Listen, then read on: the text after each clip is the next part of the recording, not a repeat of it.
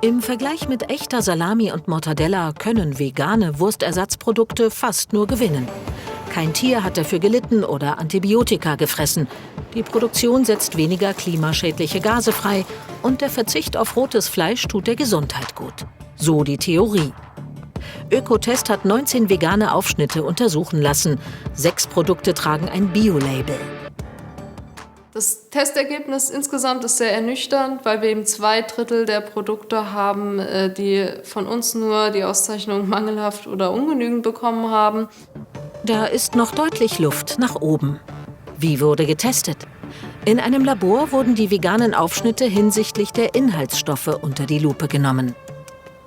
Von 19 Produkten im Test haben wir leider in 13 Produkten, also gut 2/3 der Produkte, leichte bis stark erhöhte Mineralölgehalte feststellen müssen. Und zwar die gesundheitsschädlichen sogenannten MOA. Unter den MOA befinden sich tatsächlich auch nachgewiesen Verbindungen, die krebserregend sein können. Und da sagen wir halt absolut, das darf nicht in einem Produkt vorkommen. Und da sagen wir auch, dass da dringend vom Gesetzgeber Grenzwerte erforderlich sind. In den 13 Produkten wurden auch Mineralölverunreinigungen nachgewiesen, die man MOSH nennt.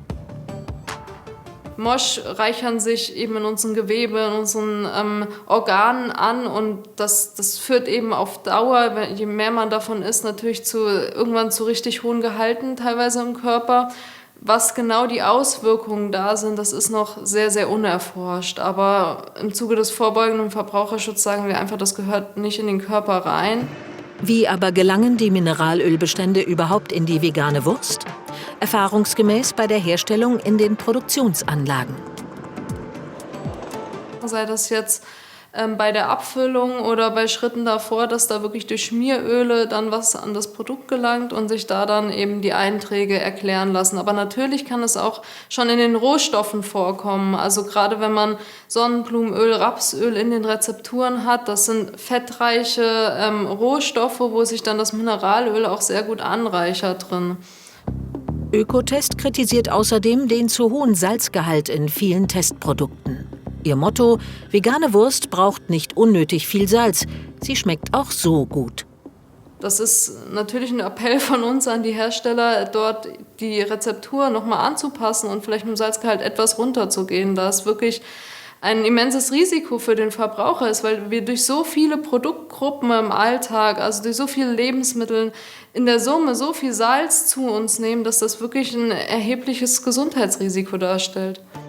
Zum Schluss auch mal was Positives.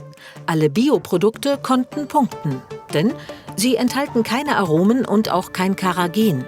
Das Verdickungsmittel steht im Verdacht, Entzündungen im Darm auszulösen und ist deshalb umstritten. Und immerhin, obwohl nur ein veganer Aufschnitt vom Discounter mit gut bewertet wird, überzeugen alle 19 Produkte im Geschmackstest. Ja, wir haben die Produkte einmal von geschulten Verkostern, sogenannten Sensorikern im Labor prüfen lassen. Die haben die Produkte probiert und auch eben dran gerochen und sich die Haptik angeschaut. Da haben alle Produkte durchweg positiv abgeschnitten. Fazit: geschmacklich top, inhaltlich ein Flop. Das geht besser. Die Hersteller von veganer Wurst sollten ihre Rezeptur hinsichtlich Mineralölverunreinigungen, Zusatzstoffen und Salzgehalt überarbeiten, so der Appell von Ökotest.